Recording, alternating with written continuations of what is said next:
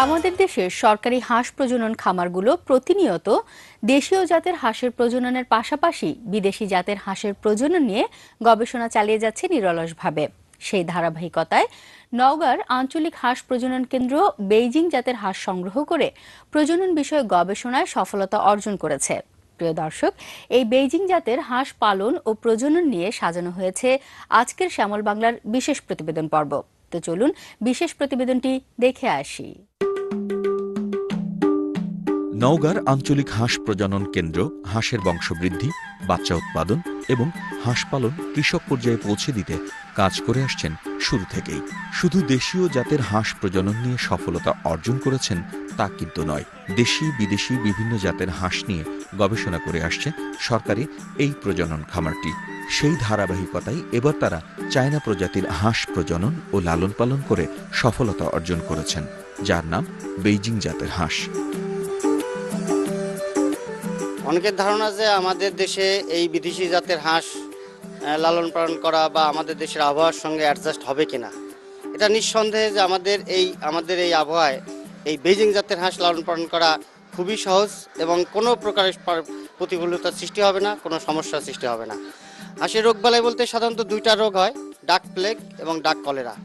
আর যেহেতু আমরা 3 মাস বয়সের মধ্যে এই হাঁসটা বিক্রি করব, সেক্ষেত্রে শুধুমাত্র 25 দিন বয়সে একটি ডাক প্লেগ এবং 40 দিন বয়সে পুনরায় ডাক প্লেগ টিকা যদি দেওয়া যায় আর প্রাথমিক কিছু অ্যান্টিবায়োটিক বা ভিটামিন জাতীয় ওষুধ খাওয়াইলেই এই হাঁসের রোগ প্রতিরোধ করা সম্ভব এবং সেক্ষেত্রে হাঁসের মৃত্যুর হার খুবই কম, যা আমাদের অন্যান্য দেশি হাঁস পালন করতে গেলে যে সমস্যা সৃষ্টি হতে পারে এই হাঁস পালন করার ক্ষেত্রে সেই সমস্যাও সৃষ্টি হবে না, যা নিঃসন্দেহে আমাদের দেশের জন্য এরা লাভজনক এবং পালন করা সম্ভব।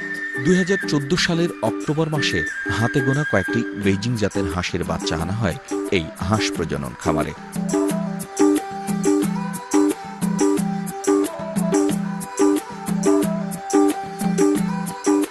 দেশীয় হাঁসের মতো দেশীয় খাবার খাওয়ানো যায় বলে এই হাঁস ভালোভাবে লালন পালন করা যাবে আমাদের দেশে।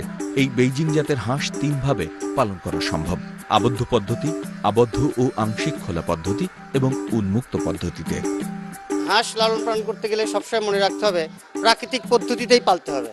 আমাদের দেশি হাঁস আমরা যেভাবে প্রাকৃতিক পদ্ধতিতে পালছি এই হাঁসটাও ঠিক একইভাবেই পাললেই লাভজনক হবে, কারণ হাঁস সম্পূর্ণ আবদ্ধ অবস্থায় পাললে এখান থেকে ভালো লাভ করা সম্ভব না।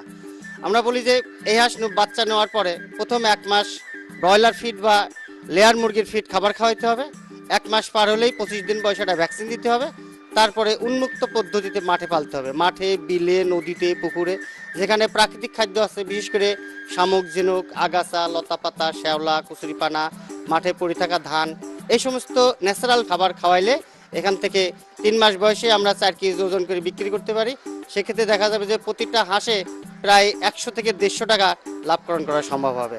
যেহেতু হাঁস সবসময় পানিতে থাকতে পছন্দ করে, তাই হাঁসের বাসস্থানের আশেপাশে পানি থাকার ব্যবস্থা করে দিতে হবে। খাবার ও পানি দিতে হয় নির্দিষ্ট সময়ে। বেইজিং জাতের হাঁসগুলো দেখতে সাদা রঙের, ঠোঁট হলুদ রঙের এবং পাগুলো একটু লালচে হয়। এই হাঁসগুলো পালন করতে হলে কৃষকদের বা খামারিদের খুব বেশি জায়গার প্রয়োজন হয় না। বাড়ির আঙিনায় এই হাঁস পালন করতে পারবেন পারিবারিকভাবে। মাত্র 300 স্কয়ার ফিট জায়গার মধ্যে 100টি হাঁস পালন করা সম্ভব। যদিও এই হাঁস চীনে বেশি দেখা যায়, কিন্তু বর্তমান সময়ে আমেরিকা সহ বিশ্বের বিভিন্ন দেশে পারিবারিক বা বাণিজ্যিকভাবে পালন করা হয় এই বেইজিং জাতের হাঁস।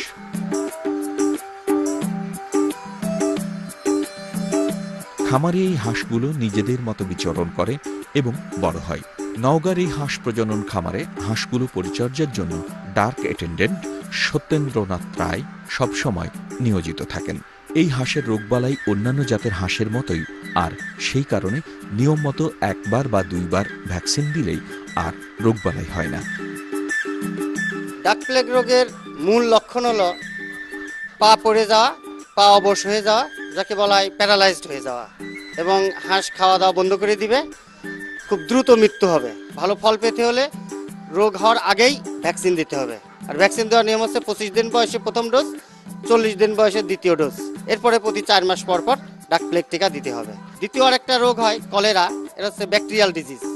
এই কলেরা রোগের মূল লক্ষণ হচ্ছে সবুজ পাতলা পায়খানা, দুর্গন্ধযুক্ত পাতলা পায়খানা হবে, পাখনা ঝুলে যাবে এবং ধীরে ধীরে মারা যেতে থাকবে, খাদ্য গ্রহণ কমে যাবে।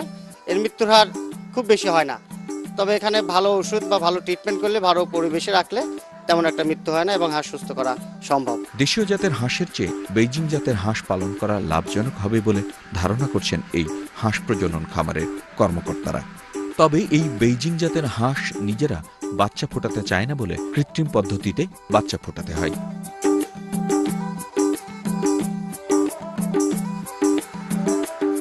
এই জাতের হাঁসগুলো দেশীয় জাতের হাঁসের চেয়ে 1 থেকে 1.5 মাস আগে ডিম দিতে শুরু করে এবং বছর জুড়ে ডিম দিতে পারে।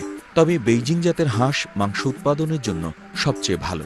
মাত্র 3 থেকে 4 মাসে এই হাঁসের ওজন হয় 3.5 থেকে 4.5 কেজি পর্যন্ত। নওগাঁর এই হাঁস প্রজনন খামার থেকে বাচ্চা ক্রয় করে যদি দেশের বিভিন্ন অঞ্চলের কৃষকেরা পারিবারিক বা বাণিজ্যিকভাবে বেইজিং জাতের হাঁস লালন পালন করেন, তাহলে তারা যেমন অর্থনৈতিকভাবে লাভবান হবেন, তেমনিভাবে দেশের মাংসের চাহিদা পুরোপুরি পূরণ করা সম্ভব হবে বলে ধারণা সংশ্লিষ্টদের।